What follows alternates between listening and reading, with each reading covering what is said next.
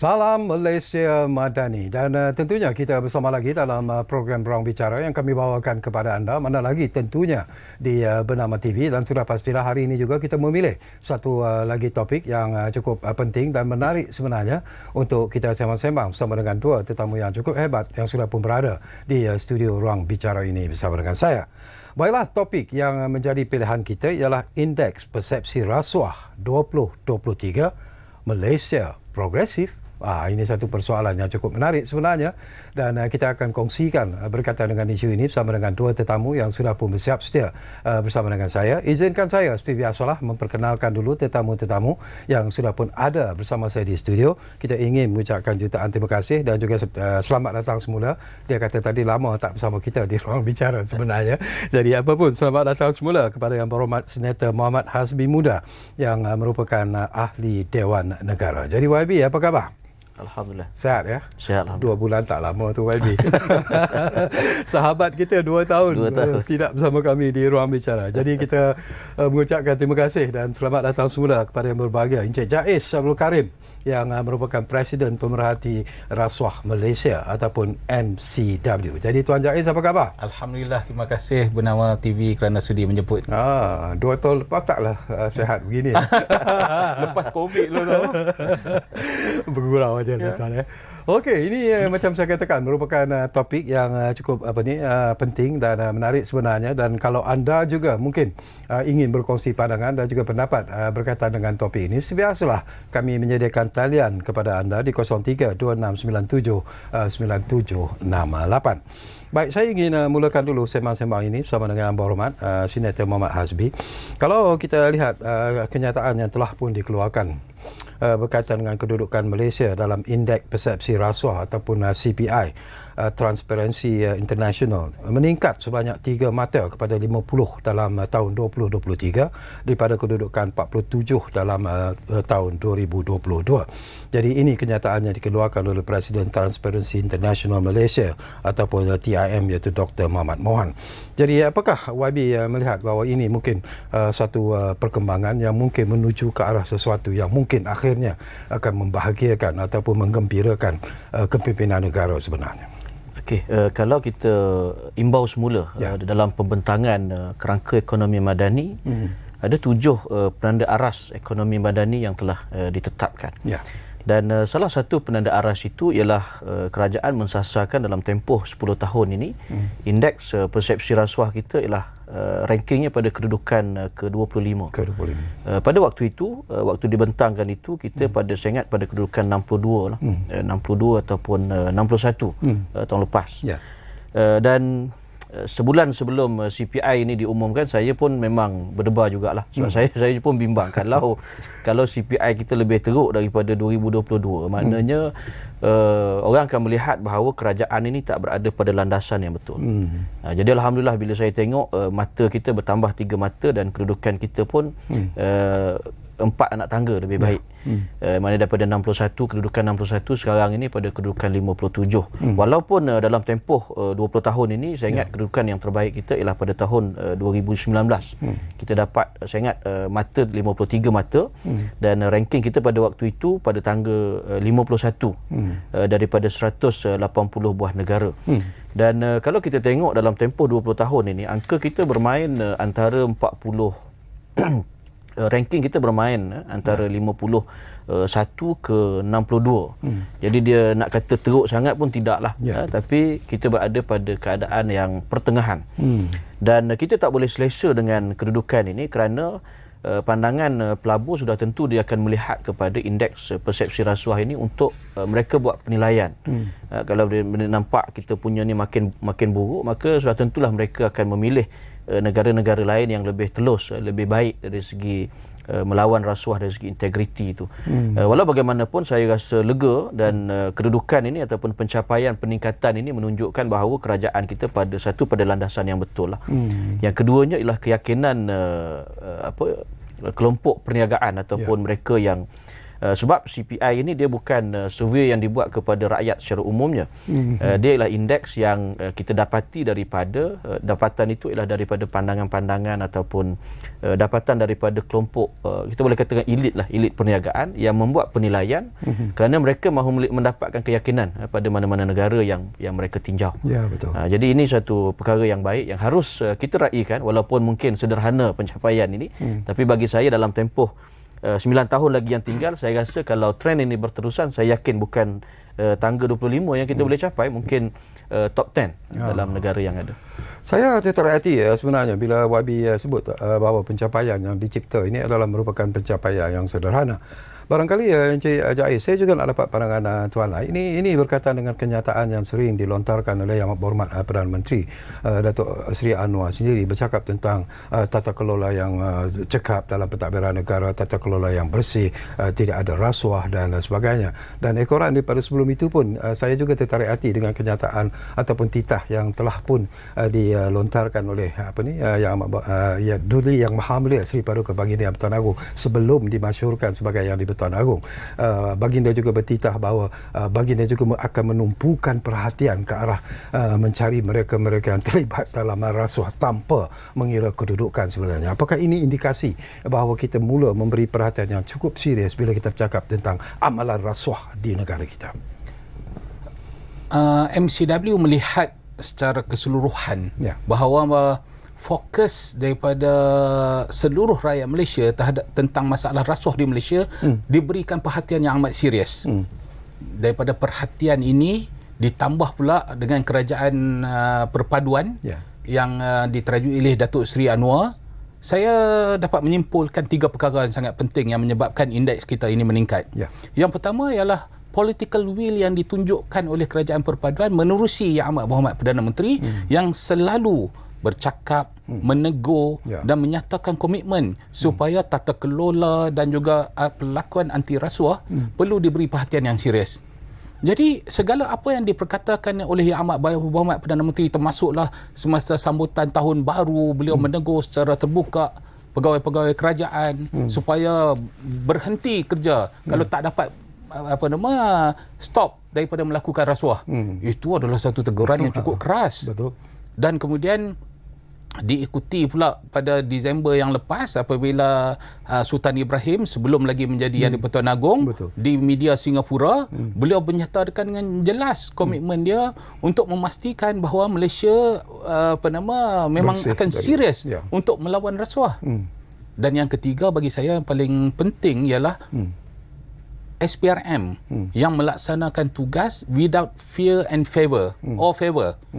Jadi SPRM yang sebegitu yang di bawah kepimpinan Tan Sri Azam Baki sekarang ni, saya lihat menjalankan tugas dengan cukup baik, dan pegawai-pegawai SPRM walaupun dengan pelbagai kekangan yang dialami oleh mereka dengan kekurangan pegawai dan sebagainya, tetap menjalankan tugas sama ada jerung ataupun ikan bilis, mereka tak bagi muka. Dan kita rakyat menyatakan sokongan yang tidak berbelah bagi terhadap apa yang berlaku, yang sedang berlaku ini. Kerana kita sedar jika kita bersifat in denial mode, kita menafikan bahawa negara kita sedang dilanda oleh wabak ataupun tornado rasuah, maka keadaan negara kita akan menjadi semakin buruk. Jadi kita kena buang perasaan denial mode ataupun nak bubuh sapu ke bawah kapet perasaan yang kita ni okey, tak boleh. Walaupun indeks persepsi rasuah kita masih di peringkat pertengahan, tetapi itu dah cukup baik untuk kita menuju progres dengan lebih laju di hadapan. Itulah harapan semua rakyat Malaysia sebenarnya. Tapi ini pun satu isu yang cukup penting, dan saya nak dapatkan pandangan ikhlas pada Yang Berhormat Senator Muhammad Hasbi Muda. Kita tahu bahawa SPRM juga kebelakangan ini banyak mengambil tindakan-tindakan mengesan dan kemudiannya menahan mereka yang disyaki terlibat dalam perbuatan rasuah ini. Tetapi ramai juga di luar sana yang mengatakan bahawa sekiranya ianya melibatkan ahli politik yang mungkin sudah pun ada nama-nama besar dalam parti politik masing-masing, ianya dikatakan sebagai satu ataupun perbuatan untuk membalas dendam terhadap musuh-musuh politik mereka. Jadi sejauh mana betul ataupun tidaknya andaian dan persepsi seperti ini sebenarnya, YB? Kalau kita melihat kepada mengekalkan pelantikan Ketua Pesuruhjaya itu sendiri yang dilantik oleh kerajaan terdahulu. Bagi saya itu satu political will yang kuat oleh kerajaan ataupun Perdana Menteri sekarang, kerana kalau kita nak kata kita gunakan SPRM untuk mengenakan musuh politik, sudah tentu kita akan ambil Ketua Pesuruhjaya yang baru. Itu yang pertama lah. Yang keduanya, kalau kita tengok tindakan-tindakan yang diambil oleh SPRM pun termasuk melibatkan kepimpinan ataupun pejabat menteri kerajaan semasa. Pakatan Harapan umpamanya, Menteri Sumber Manusia sebelum ini yang pegawai-pegawainya dikaitkan dengan rasuah. Saya nampak satu tindakan yang begitu tegas, yang kalau kita dari segi politiknya sudah tentu ini merugikan kita kerana pegawai-pegawai itu daripada parti kita. Dan yang terbaru pun saya tengok menteri yang berkait itu, walaupun bukan dia yang buat kesilapan itu, isu rasuah itu dikaitkan dengan pegawai dia, tetapi menteri itu sendiri tidak dikekalkan. Mungkin ada faktor-faktor yang lain, tapi saya percaya bahawa ianya juga sebahagian daripada political will kerajaan untuk mengelakkan persepsi rakyat ini melihat kita tak mengekalkan mereka yang ada masalah ataupun dilihat ada masalah itu. Jadi saya nampak isu SPRM ini, betul kita setuju bahawa untuk ke depan ini kita mahu beri lebih lagi, seharusnya kerajaan beri lebih lagi kebebasan kepada badan ini supaya tidak orang kata without fear and favor, untuk terus memastikan bahawa tindakan melawan rasuah ini tidak diganggu gugat ataupun dikawal oleh elit pemerintah. Bila you sebut tentang memberikan kebebasan kepada SPRM, barangkali ialah Encik Jaiz selaku Presiden Pemerhati Rasuah Malaysia ataupun MCW sendiri, apakah kedudukan SPRM itu sendiri? Ramai yang mengatakan bahawa sudah tiba masanya mana SPRM itu harus diletakkan sebagai satu badan yang bebas sama sekali, tidak terikat dengan mana-mana kepimpinan politik dan sebagainya, bagi membolehkan SPRM itu sendiri mengambil tindakan-tindakan yang lebih tegas, lebih positif ke arah memerangi rasuah ini. Pandangan MCW bagaimana? Di sini pentingnya istilah reformasi institusi. Di mana institusi SPRM ni perlu diperkasakan lagi, terutamanya berkaitan dengan pelantikan Ketua Pesuruhjaya. Jadi kalau Ketua Pesuruhjaya itu dilantik di bawah Yang di-Pertuan Agong, di satu jawatan kuasa khas yang sebagaimana melantik hakim, sebagaimana melantik Panglima Angkatan Tentera, jadi dia tahu dalam tempoh 3 tahun itu, siapa pun jadi kerajaan, kedudukan dia tidak tergugat dan dia boleh membuat satu keputusan yang bebas. Jadi itu yang antara reformasi institusi yang penting ialah memastikan bahawa pelantikan Ketua Pesuruhjaya itu dibuat secara telus dan mengikut sistem baharu. Dan kemudian begitu juga dengan pegawai-pegawai SPRM yang melaksanakan tugas. Kita tidak mahu pegawai yang agresif, menjalankan tugas, menyiasat ahli parlimen, mungkin juga daripada kerajaan, tiba-tiba ditukar. Tiba-tiba diminta bercuti. Perkara itu tidak sepatutnya berlaku. Jadi Suruhanjaya khas pelantikan sama ada untuk melantik atau membuang pegawai SPRM perlu diwujudkan. Sekarang ini pelantikan pegawai SPRM dibuat melalui SPA. Di mana mereka boleh dipindahkan ataupun diberhentikan pada bila-bila masa mengikut arahan SPA. Ini sangat berbahaya sebenarnya. Jadi reformasi selain daripada itu ialah bagaimana SPRM ini nak menjawab kepada siapa? Adakah kepada Yang di-Pertuan Agong? Adakah kepada jawatan kuasa khas parlimen? Saya risau kalau dibuat kepada jawatan kuasa khas parlimen akan menjadi masalah juga.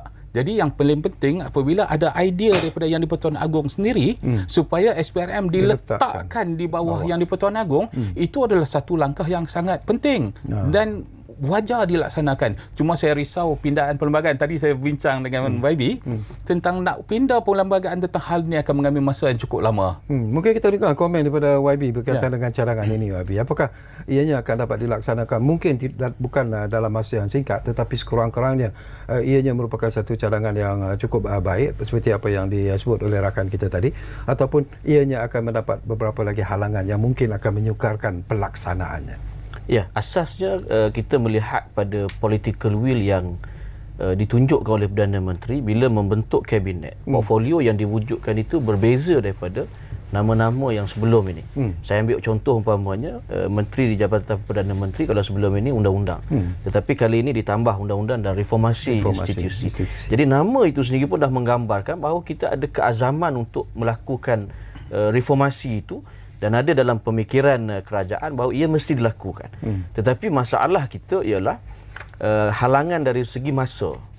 untuk kita nak pindah satu akta pun, saya ingat kita ambil masa yang agak lama. Apatah lagi untuk meminda akta-akta yang bersifat institusi ini yang memerlukan kajian yang lebih besar. Ini bersekali saya ingat mungkin kalau ditanya tentang kuasa peguam negara dan pendakwa raya. Dia tak boleh kita ambil masa sebulan 2 bulan terus kita boleh bentangkan akta yang baru kerana ianya melibatkan kajian yang mendalam. Dan kalau ditanya boleh tidak ataupun untuk kita buat, saya boleh buat. Tetapi masa yang perlu kita ambil itu mungkin tak cukup setahun ataupun 2 tahun. Mungkin makan penggal ataupun bertukar kerajaan pun kita belum boleh laksanakan kerana ia bukan hanya melihat pada satu akta itu saja, tetapi keseluruhan akta-akta yang ada. Kita ada 848 akta keseluruhan. Kita tak boleh melihat hanya satu akta tertentu ataupun akta-akta yang berkaitan saja. Kerana perubahan itu dia mesti melihat pada keseluruhan. Barulah perubahan ataupun reformasi institusi kita itu dia tidak akan bila baiki di sini akan ada loophole di tempat lain. Itu saya ingat sangat berbahaya. Dan ada negara-negara yang bila dia buat perubahan dia terpaksa berundur ke belakang. Dia kena baiki balik kerana apa yang dia buat itu tak masak. Ini cabaran kepada penggubal undang-undang yang ada, yang tak ramai tetapi sekarang ini disibukkan dengan tugas-tugas ahli majlis. Bila YB sebut tentang adanya loophole ataupun perkara-perkara yang perlu diperbetulkan sebenarnya, ada yang berpandangan dan juga berpendapat Jais ya, kadang-kadang SPRM juga harus mungkin mengubah pendekatan mereka seperti apa yang Jais sebut di awal tadi lah. Tetapi ada yang mengatakan bahawa masih lagi terdapat kelompongan sebenarnya dalam tindakan-tindakan yang dilakukan oleh SPRM sendiri. Ada tokoh-tokoh yang juga sebelum ini ingin didakwa terlibat dalam rasuah tetapi kemudiannya dibebaskan kerana dia menyokong kerajaan dan sebagainya. Jadi persepsi seperti ini masih lagi wujud sebenarnya di kalangan rakyat Malaysia, terutamanya mereka yang sedang melihat apa yang sedang berlaku di negara kita kini. Jadi bagaimana MCW melihat bagaimana nak mengatasi masalah seperti ini sebenarnya? Kita tidak boleh mengubah pandangan rakyat dalam tempoh satu malam saja. The court of public opinion ini sangat memberi kesan yang besar kepada keseluruhan jentera kerajaan. SPRM sentiasa terkesan apabila dituduh sebagai alat pemukul kepada kerajaan semasa dan juga mengambil tindakan yang selektif. Tetapi hakikatnya pegawai-pegawai SPRM menjalankan tugas mereka berdasarkan kepada aduan, berdasarkan kepada bukti yang berkualiti dan juga bergantung pada keadaan semasa. Dan MCW sering mengeluarkan kenyataan menyokong SPRM yang menjalankan tugas berdasarkan kepada bukti yang ada, dan rakyat harus disedarkan bahawa SPRM hanya berkuasa dalam hal penyiasatan saja, manakala pendakwaan di mahkamah ianya berkaitan dengan Jabatan Peguam Negara. Rakyat selalu menganggap bahawa SPRM lah yang menyiasat, SPRM lah mendakwa. Tetapi sebenarnya pejabat peguam negara yang berkuasa menentukan sama ada siasatan SPRM itu akan diangkat untuk pendakwaan ataupun tidak. Jadi kesedaran tentang perkara ini harus diberi dari semasa ke semasa. Ini satu tanggungjawab yang cukup besar lah sebagai sebuah NGO anti rasuah untuk menyedarkan rakyat bahawa tugas SPRM ini penting. Kita asyik nak memukul SPRM. SPRM ni umpama pegawai anggota bomba yang memadam kebakaran. Bila dia sedang padam kebakaran, tiba-tiba kita pergi pukul dia. Sepatutnya kita sebagai rakyat, apa yang kita nak buat kepada anggota bomba tersebut? Kita mesti tunjuk di mana api itu marak. Kita mesti tunjukkan dia dekat mana yang kawasan yang berisiko tinggi. Kita membantu dia untuk memadam kebakaran tersebut. Tapi apa yang kita buat ialah kita bergaduh dengan ahli bomba tersebut. Ini satu perkara yang serius sebenarnya. Okey, menarik. Okey, kita akan berehat dulu buat seketika, YB dan juga Tuan Jais ya. Tapi saya ingatkan lagi kepada anda yang mungkin sekarang ini berpeluang bersama kami di program Ruang Bicara ini. Anda juga sebenarnya diberi kebebasan untuk melontarkan persoalan ataupun bertanya apa saja ataupun ingin juga berkongsi komen dan sebagainya. Jadi gunakanlah satu talian yang kami sediakan kepada anda. Saya ulangi lagi di 03-2697-9768. Kita rehat dulu, kembali ke Ruang Bicara sebentar saja lagi. Kita jumpa lagi selepas ini.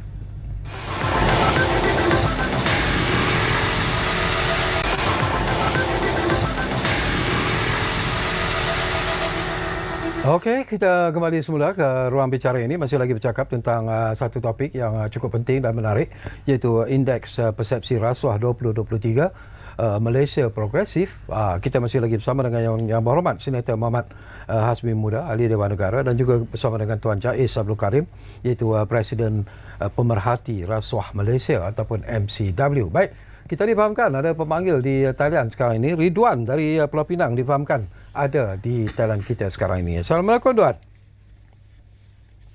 Halo. Assalamualaikum Tuan. Ya. Assalamualaikum Tuan Sekali dan dua ahli panel. Ya, silakan. Ini saya ingin bertanya soalan lah. Tadi ahli panel ada sebut menaiki kita nak suruh kita tuduh pencegah rasuah ni kan. Dia tidak boleh bawa fakta untuk bawa kepada Badawal Raya, dia kata. Tapi pada saya punya pandangan contohnya saya lawyer. Contohnya saya nak bawa pergi ke mahkamah, saya mesti ada fakta. Contohnya macam tu Kalau kita tak ada fakta, macam mana kita boleh bawa? Sebab apa seorang lawyer tu dia pergi mahkamah, dia menang. Sebab apa? Dia ada fakta, dia ada buat kajian buat apa. Jadi kadang-kadang pencegah rasuah dia pergi, contohnya dia pergi ceramah kat mana-mana pejabat awam. Bila kita tanya soalan, dia tak boleh jawab. Dia kata, oh itu bos dia tak boleh. Kita tak boleh tuduh dia. Sebab apa? Dia bos. Okay. Contohnya, jadi kita berhujah. Contohnya macam ni juga Kita apabila nak berhujah, kita mana ada fakta. Kalau kita ada bawa otak memang kalah pada orang raya, dia sebagai pendakwa raya, dia mesti mau fakta. Kalau dia bawa tengok, ini fakta ni remeh, mesti dia buang. Jadi apa-apa kita mesti ada fakta. Tanpa fakta, apa pun hujahnya kita akan kalah. Bawa pergi ke mana, ke mahkamah tinggi ke, mahkamah rayuan ke, persekutuan ke, kita akan kalah. Persoalan saya fakta. Minta ahli panel ulas dalam ni. Terima kasih. Wassalam. Baik, terima kasih banyak-banyak. Ridwan dari Pulau Pinang. Tak tahu lah kalau ada YB kan nak jawab ataupun Jais nak komen tentang apa. Barangkali Sebenarnya SPRM selalu mengalami masalah. Laporan yang disampaikan tidak berkualiti. Tidak ada bukti-bukti nyata, tidak ada saksi-saksi. Tetapi apabila SPRM membuat tugasan penyiasatan, berjaya mendapat pelbagai bukti, pelbagai fakta, apabila diserahkan kepada pejabat pendakwa raya, di situ pula tersangkut. Pendakwa raya dia ada punyai hak yang total 100% sama ada nak meneruskan sesuatu kes atau tidak meneruskan sesuatu kes. Betul. SPRM pun tak boleh kacau dia.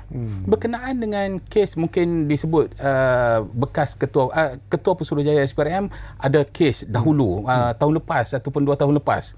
Itu telah disiasat oleh 6 badan termasuk Bursa Saham dan juga PDRM dan 5 jawatankuasa di dalam SPRM telah menyiasat, dan kesemuanya mendapati bahawa tidak ada bukti yang mengatakan bahawa berlakunya salah guna kuasa oleh Ketua Pesuruhjaya SPRM sebab beliau telah declare kepada banjikan beliau tentang pemilikan saham yang bersama adik dia itu. Jadi benda ni telah diulang kali dijelaskan kepada masyarakat. Kadang-kadang masyarakat membuat andaian dan tanggapan sendiri apabila tidak menyebelahi dengan prinsip mereka ataupun pegangan politik mereka, mereka tak mau dengar penjelasan tersebut. Ya, betul. Itu masalah dia. Okey, faham.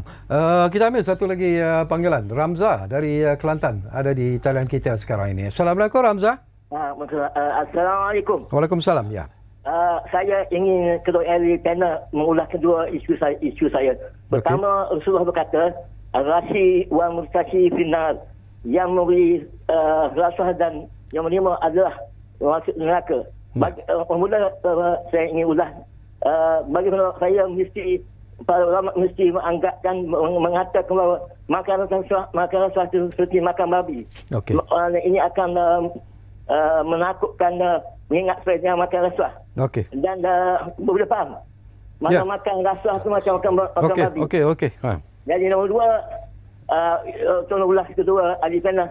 Dia apabila orang terlibat dalam rasuah, mana ia akan menjejaskan pulang orang yang kebolehan. Mana ini akibatkan tenaga buruh berkurangan. Orang yang cekap tak boleh. Orang tidak cekap boleh dapat pekerjaan. Walaupun kekurangan dari segi kedudukan dan kemudian pribadi. Boleh ulas. Okey, terima kasih. Apa ni Ramza dari Kelantan. Okey, menarik juga persoalan yang dibangkitkan oleh Ramza. Ialah yang berhormat Senator Muhammad Hasbi, barangkali boleh komen sedikit tentang apa yang disebut oleh pemanggil kita tadi. Ya, saya setuju. Memang ada hadis yang menyebut ar-rashi wal murtashi finnar, yang beri dan juga yang menerima ni dua-dua seharusnya dihukum. Dan memang ada isu dibangkitkan kenapa kita hanya fokus kepada yang menerima, tetapi yang memberi itu selalunya terlepas. Tetapi mungkin juga kita boleh lihat dari sudut biasanya yang memberi ini dia akan volunteer untuk jadi saksi, menyebabkan dia ada implikasi undang-undang yang kalau kita nak hukum juga, sudah tentulah orang-orang yang nak jadi saksi ini akan tidak berani untuk ke depan. Itu saya ingat harus kita buat kajian jugalah. Cuma bagi saya memang benda ini dia tidak akan berlaku secara satu pihak saja. Dua-dua itu harus dilihat apa hukuman yang seharusnya mereka dikenakan. Tetapi saya tertarik sebab minggu lepas saya kebetulan ke Indonesia untuk meninjau tentang sistem politik dia. Dan ada satu aspek yang saya rasa menarik untuk bila kita berdialog tentang politik mereka. Dia menimbulkan dua aspek. Satu, perubahan dalam masyarakat ini dia berlaku oleh mereka-mereka. Waktu itu saya bertemu dengan parti-parti Islam lah. Kelompok parti-parti Islam ini yang dilihat Islam structural, dan satu lagi kelompok kata mereka ialah parti yang dilihat parti Islam cultural. Satu yang sistem structure, satu lagi ialah mereka yang budaya. Dan apa yang kita harus boleh belajar daripada Indonesia ialah perubahan itu dia tak boleh hanya digerakkan oleh sistem saja. Dia mesti bersekali dengan mereka yang menguasai cultural itu, yang menguasai budaya. Kalau kita mendidik rakyat melalui SPRM semata-mata, saya yakin tak cukup. SPRM berapa sangat dia punya kaki tangan dia. Tetapi kalau kita boleh memberikan penekanan ini melalui medium-medium di peringkat bawah, khutbah Jumaat, di peringkat mungkin perhimpunan di sekolah menengah, sekolah rendah kepada para pelajar. Dan malahan didikan ibu bapa sendiri daripada kecil. Kadang-kadang betul kita ada reward konsep, bila buat sesuatu yang baik kita bagi ganjaran.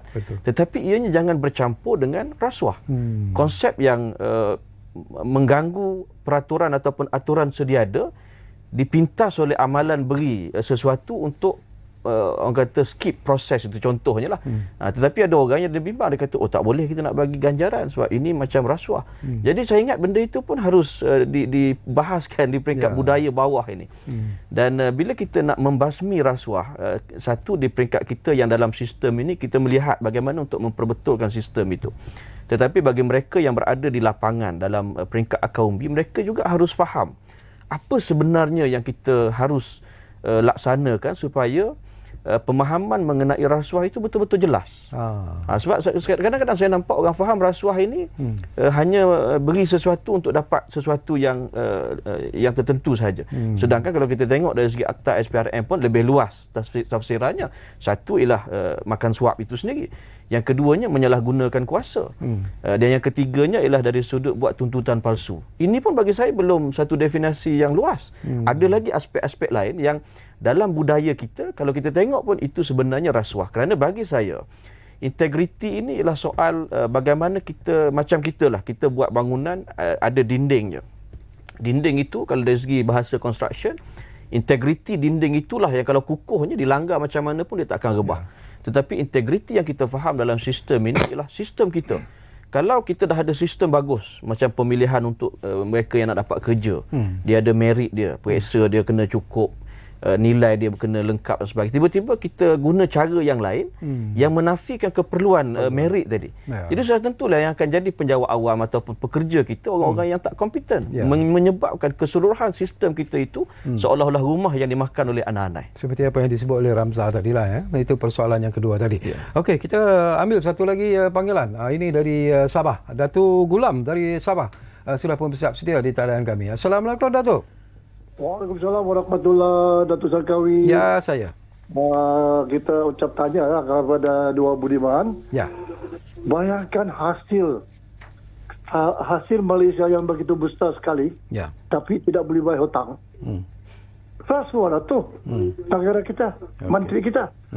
Kalau orang-orang yang di dalam kerajaan ni bayar hutang kita, duit kita akan naik, barulah tidak rasuah.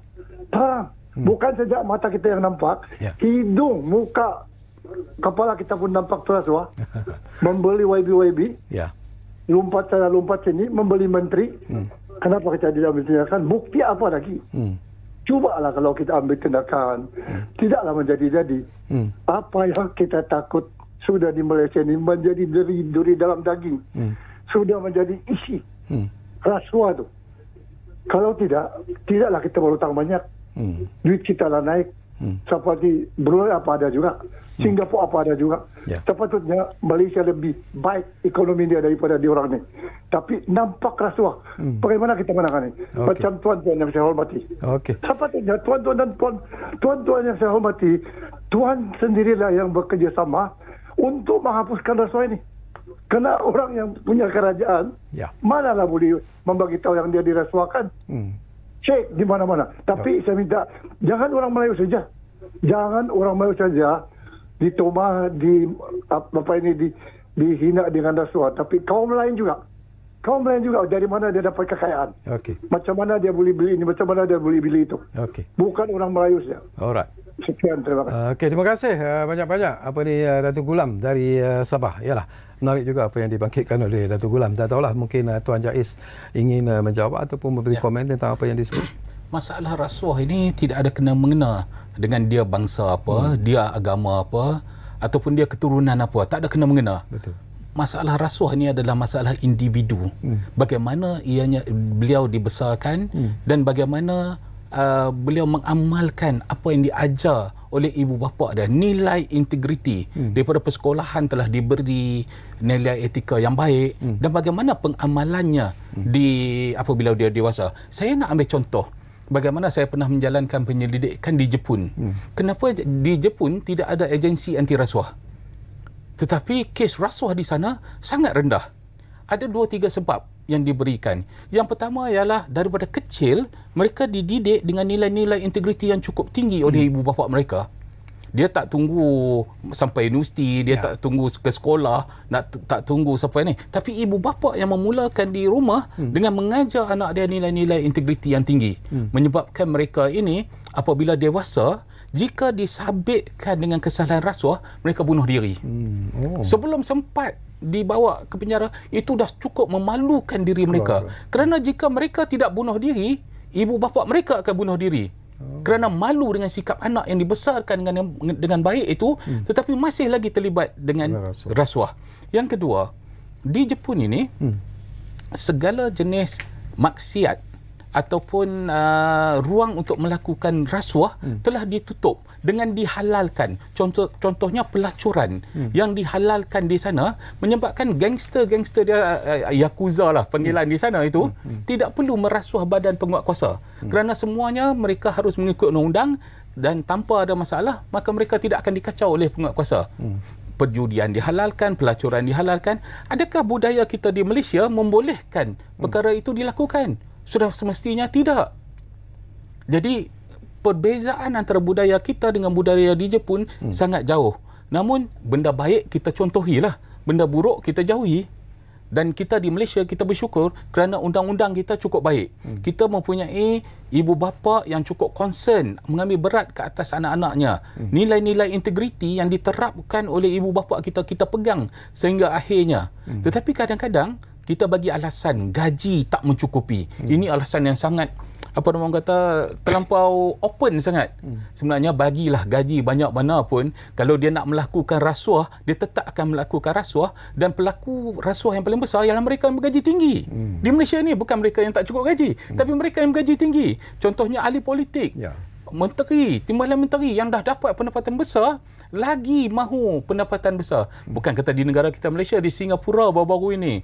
Bagaimana seorang menteri yang sudah cukup lama, pendapatan menteri di Singapura mungkin 10 kali lebih tinggi daripada pendapatan di Malaysia, juga melakukan rasuah. Ini masalah individu. Bukan keturunan apa, bukan bangsa apa, ataupun bukan daripada agama apa pun. Semuanya sama. Saya tertarik hati sebenarnya Wabi Senator Muhammad Hasbi sebagai seorang ahli politik lah. Seperti apa yang dibangkitkan oleh pemanggil kita tadi lah. Kadang-kadang berlaku secara terbuka, misalnya tak tahulah sama ada ianya betul ataupun tidak. Kita bercakap tentang ahli-ahli politik yang terlibat dalam lompat parti lah. Dikatakan mereka diberi rasuah untuk melompat daripada parti A ke parti B dan sebagainya. Dan ramai yang mengatakan bahawa itu berlaku dengan jelas tapi tidak ada tindakan yang diambil oleh SPRM. Tapi persoalannya di sini, betul ke itu berlaku sebenarnya untuk menarik sokongan daripada ahli-ahli politik daripada parti A untuk sama-sama berada dalam parti B menggunakan wang, menggunakan rasuah? Saya ingat kita pun tak boleh nak mengesahkan sama ada itu betul-betul berlaku ataupun tidak, tetapi secara sepintas lalu pun saya rasa rakyat pun boleh menilai bahawa unsur itu sudah tentu ada. Kerana kadang-kadang peralihan ataupun itu kadang-kadang berlaku dengan pelik, ya.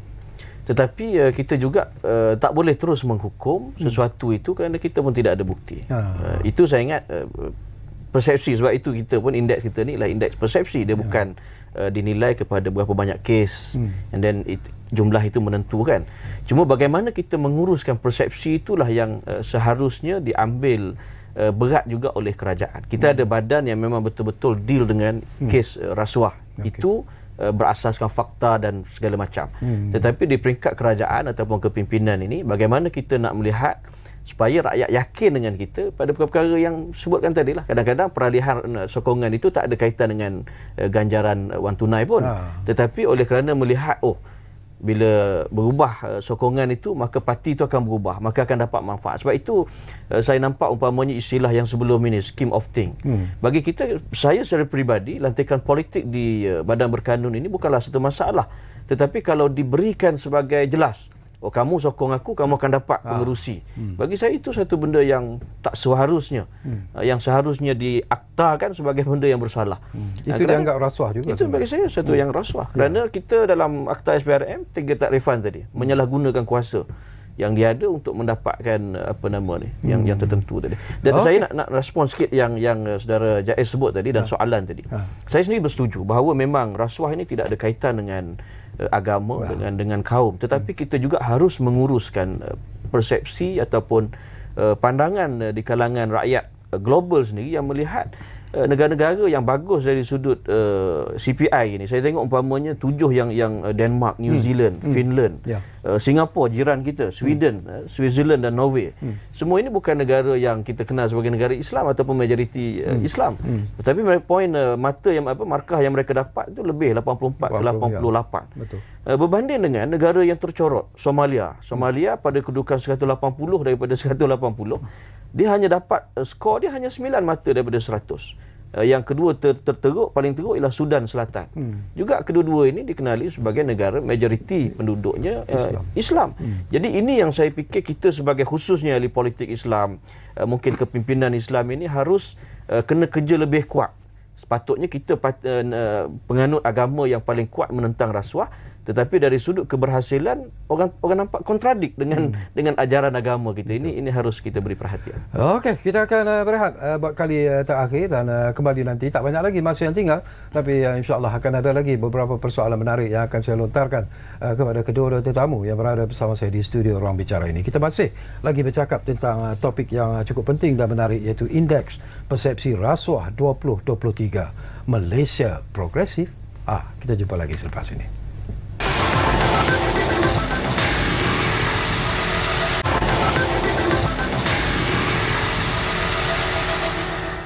Baiklah, kita kembali semula ke program Ruang Bicara ini. Kita hampir-hampir di penghujung sebenarnya. Tak banyak masa lagi yang tinggal. Tapi ada lagi beberapa persoalan yang mungkin sempat saya kongsikan bersama dengan kedua-dua tetamu. Sebelum saya pergi kepada Tuan Jaiz. Saya juga sebelum lupa nak dapat pandangan dan juga komen daripada Yang Berhormat Senator Muhammad Hasbi. Ini berkaitan dengan proses pemisahan kuasa kerja antara Peguam Negara dan Pendakwa Raya. Bagaimana situasinya sekarang, kedudukannya sekarang ini? Ya, memang di kalangan rakyat mereka terutamanya yang ada pengalaman didakwa lah. Saya sendiri ada pengalaman dalam di bawah Akta Perhimpunan Aman. Dan kita pun rasa dari segi fakta pun saya tak sepatutnya didakwa lah. Saya fikir begitu. Tetapi memang ada ruang bahawa wujud pendakwaan terpilih sekiranya ada di kalangan mereka yang memegang kuasa itu nak menyalahgunakan. Saya fikir itu ada ruang begitu. Sebab itu rakyat ini dia nampak ruang itu harus ditutup dan nak tutup ruang itu macam mana pun mesti pisahkan pejabat peguam negara dengan pendakwa raya. Kerana tugas ataupun kuasa mendakwa ataupun kuasa untuk menghentikan pendakwaan itu pada pejabat pendakwa raya ataupun sekarang ni bawah peguam negara lah. Dan cadangan untuk memisahkan bagi saya itu kita tak ada option lain. Kita tak ada option lain, maknanya kita tak boleh lagi untuk terus mesti kekal lagi ubah kat sana sebagainya. Kerana selagi mana dengan sistem yang sedia ada, saya nampak rakyat akan terus mengangkat isu ini ataupun mempertikaikan. Tetapi bila kita rujuk pada jawapan menteri di Dewan Negara, di Dewan Rakyat, usaha itu telah bermula. Saya difahamkan ada 3 fasa. Fasa pertama ialah petugas khas diwujudkan untuk mendapat maklumat praktis ini di negara-negara yang buat pemisahan kuasa itu. Saya difahamkan sedang berjalan proses ini, dan proses yang kedua tu mereka akan mengkaji dari sudut implikasi pada perundangan, implikasi pada perjawatan, dan pada peringkat yang ketiga, fasa yang ketiga nanti mereka bila dah lengkap semua dapatan itu akan dibawa kepada mesyuarat kabinet, dan fasa ketiga itu ialah libat urus dengan Sabah Sarawak. Sebab saya ingat ada mungkin perbezaan yang harus kita tengok juga, dan apabila semua itu telah selesai, barulah undang-undang pemisahan kuasa ini akan dilaksanakan. Apapun yang pentingnya ialah proses itu telah pun bermula. Itu saya ingat sangat penting. Okey. Baik, Tuan Jais, saya juga nak dapat pandangan Tuan Jais lah. Ini berkaitan dengan kenyataan yang juga dikeluarkan oleh Transparency International Malaysia melalui presidennya Dr. Mohamed Mohan. Dia mengatakan bahawa satu daripada punca peningkatan dalam kedudukan CPI ini ialah kerana berlakunya kebebasan berterusan badan kehakiman di negara ini. Sejauh mana betul ataupun tidaknya persepsi ataupun kenyataan ini? Saya lihat kerajaan hari ini cukup terbuka dan tidak mengganggu sebarang urusan kehakiman ataupun urusan SPRM. Hal ini memang diperdebatkan oleh masyarakat awam kerana kadang-kala keputusan-keputusan dalam kehakiman ataupun dalam SPRM itu kelihatan terganggu. Tetapi inilah hakikatnya yang kita perlu terima, bahawa institusi-institusi ini yang berada dalam keadaannya berdiri sendiri tidak diganggu oleh mana-mana. Dan saya percaya sistem yang berada dalam negara kita ini adalah sistem yang terbaik. Kita perlu ada keyakinan bahawa sistem yang ada ini terbaik dan sedang berjalan dengan elok. Kita jangan ganggu. Kita jangan jadi seperti tikus memperbaiki labu. Jika kita nak perbaiki, tiba-tiba yang perbaiki itu menjadi bertambah teruk akan jadi. Benda ini dah banyak kali berlaku sebelum ini. Jadi rakyat harus yakin, dan kita mintalah kepada influencer ataupun mereka-mereka yang netizen yang berada di media sosial supaya bertanggungjawab dan memainkan peranan dalam memastikan bahawa kalau ada betul-betul bukti bahawa ada campur tangan yang mengatakan bahawa kehakiman kita ini memang telah dipengaruhi oleh benda-benda yang tak betul, kemukakan bukti tersebut dan pasti akan disiasat oleh pihak SPRM. Kita kena ada keyakinan tersebut. Betul. Kalau tak, kita akan jadi tikus memperbaiki labu. Okey, YB. Saya juga nak dapat pandangan YB. Satu lagi kenyataan yang menarik daripada Dr. Mohamed tu ialah tentang menasihatkan Malaysia supaya tidak terlalu selesa sebenarnya dengan kedudukan CPI kita ketika ini. Dan banyak lagi yang perlu dilakukan bagi memastikan penambahbaikan dari tahun ke tahun untuk memenuhi sasaran Perdana Menteri Datuk Seri Anwar Ibrahim supaya Malaysia menduduki tangga ke-25 teratas dunia dalam CPI pada tahun 2033. Jadi apa yang perlu kita lakukan sekarang ini untuk mencapai matlamat itu? Ya, saya setuju dengan pandangan Presiden TI tadi. Kita memang tak boleh selesa dan terlalu gembira kerana kedudukan ke-57 ini bagi saya belum terbaiklah kerana kita pernah capai 51 dan sasaran kita 25 itu saya ingat masih jauh daripada angka sekarang ini. Tetapi apa yang kita harus lakukan ialah melihat pada setiap indikator-indikator yang diguna pakai. Saya ambil umpamanya ialah selain daripada rasuah ialah soal agihan peruntukan dana awam. Ini juga ada isunya. Peruntukan dana awam ini bagaimana dia turun. Ada yang berpandangan melalui legislatif kekal peruntukan ahli parlimen. Kemudian timbul isu agihan tak sekata parlimen pembangkang kerajaan. Kemudian dari sudut pengurusan aset kerajaan untuk tujuan persendirian. Kadang-kadang ada dimanfaatkan kereta kerajaan tapi guna untuk peribadi umpamanya. Dari sudut keupayaan kerajaan untuk memperkasa integriti, kemudian pendakwaan yang efektif terhadap pegawai. Ini juga dinilai dalam indikator-indikator itu, dan saya difahamkan kita menggunakan 10 daripada 13 indikator. Dan sepatutnya bagi saya lah kita harus mendidik masyarakat setiap indikator-indikator itu kita harus penuhi apa yang seharusnya perlu dicapai supaya untuk ke ranking yang lebih baik ini harus kita juarai terlebih dahulu. Dan proses ini untuk memastikan ranking kita ke tempat yang lebih baik bukan hanya tugas SPRM, bukan hanya tugas Perdana Menteri, bukan hanya menteri-menteri, tetapi tugas keseluruhan rakyat itu. Sebab itu saya sebutkan tadi, dia bukan hanya soal di structural saja, tetapi cultural, budaya itu.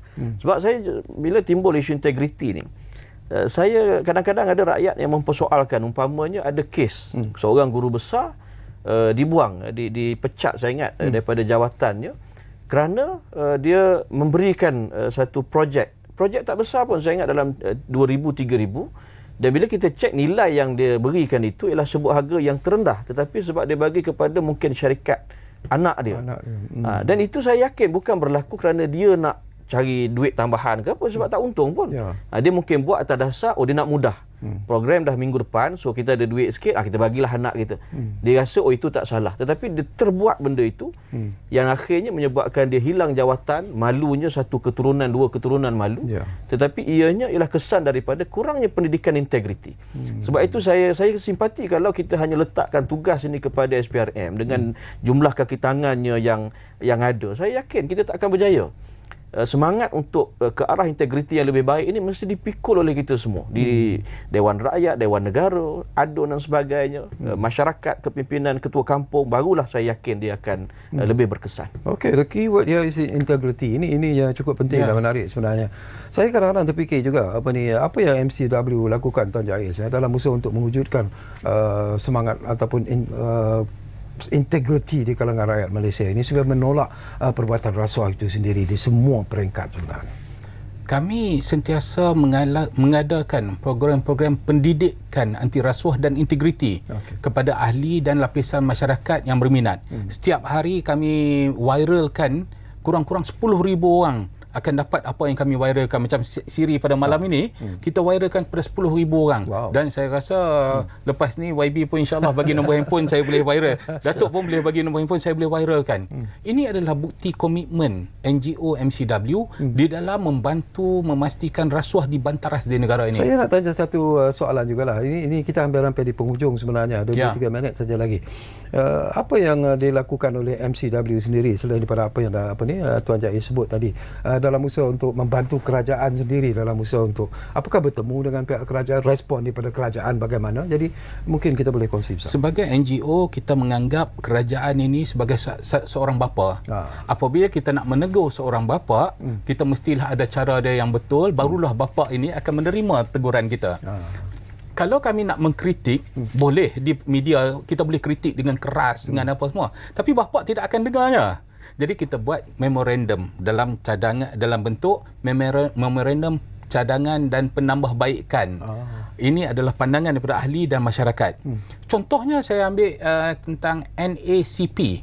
Apabila tahun 2019 Perdana Menteri ketika itu telah melancarkan NACP dengan 115 penambahbaikan. Itu menyebabkan indeks Malaysia meningkat 3 anak tangga.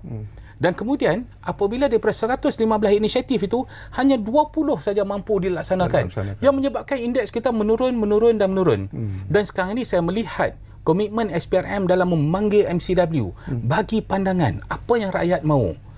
Bagaimana nak menambah baik keadaan anti rasuah dalam negara. Maka sekarang ini mereka sedang wujudkan NACS, National Anti-Corruption Strategy.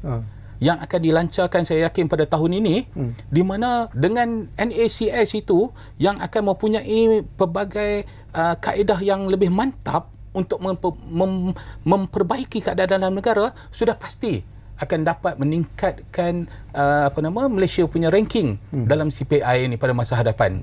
Tetapi kalau sebaik mana pun plan anti rasuah itu, tetapi kalau tidak dilaksanakan, sudah semestinya kita tak akan mencapai kejayaan. Pelaksanaan itu penting. Menarik. Sayang sekali masa mencemburui kita sebenarnya. Yang berhormat Senator.